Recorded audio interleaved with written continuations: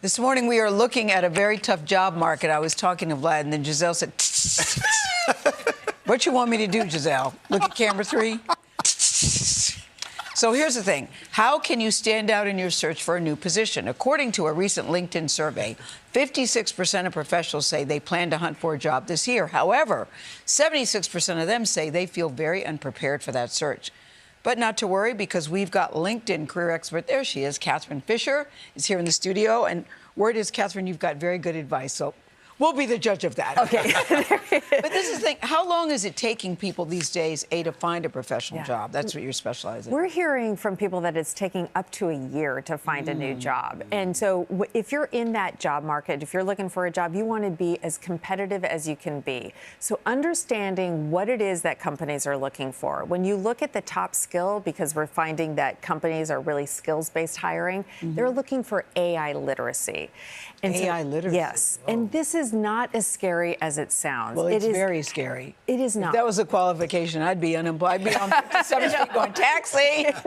AI literacy. Yes, right. and this is as simple as understanding how to use it to transcribe notes or to help with your calendar, etc. Okay. So make sure you have some examples, because you know you're probably going to get asked, how have you used AI in your work? But you also want to lean on your network, because another thing that we know is that people are, like hiring managers, 38% of them say that they give extra consideration to a referral. So make sure you have a strong story in terms of how you use AI and lean on that network. What about when you're applying to jobs? You know, the sort of spray and pray theory. You put a lot of applications in, hope that you get a lot back. Spray and pray. I like that. Yeah. Is that the right thing, or should you go for more targeted?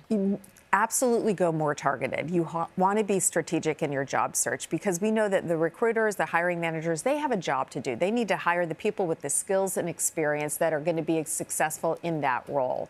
So use the tools available for you. So like on LinkedIn, we have Job Match. It'll show you with that job description how likely you are to hear back based on your skills.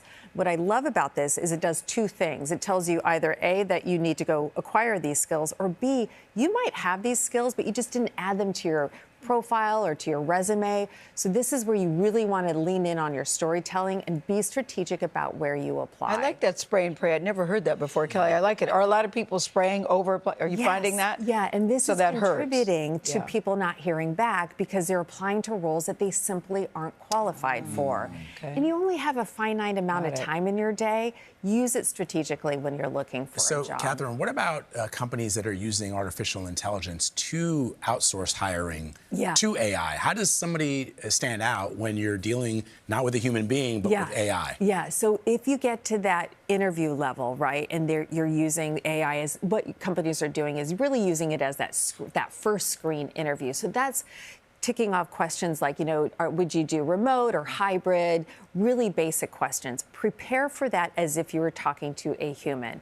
And what that does is it screens out candidates, but then it gives more time to the recruiter and the hiring manager to spend time with the candidates they think will be more, you know, likely to get the job. But when you get down to the nitty and gritty, to Vlad's point, how do you stand out? Dye your hair green? Do you wear some crazy outfit? I'm serious. Yeah. Because they're looking at a lot of people. How do you stand out? You want to do that by tapping into your network. You know that those introductions count. You want to have really good stories in terms of how you use AI to lead to business impact. We know AI literacy is one of those top skills. But Catherine, if a company is using AI to screen that initial round of applicants and everybody's responding in a certain way, 60% of the respondents come back exactly the same, how do you get to the next level? Okay. So here's the thing, is you don't want to be responding. You don't want to sound like the 500 other people using those tools to help write your, you know, cover letter, et cetera. You have to put your personal experience on it. That is what recruiters are looking for. You know, if you see these high numbers of people applying to jobs, it doesn't mean that they all are the best applicants. So you want to make sure that you are standing out by putting your own experience and skills into there. It's really important. All right, Catherine Fisher. I think she did a good job. I think she did. If you What do we pass the think, test, Kelly? you're hired. You had You great can come back. advice. Thank you very much.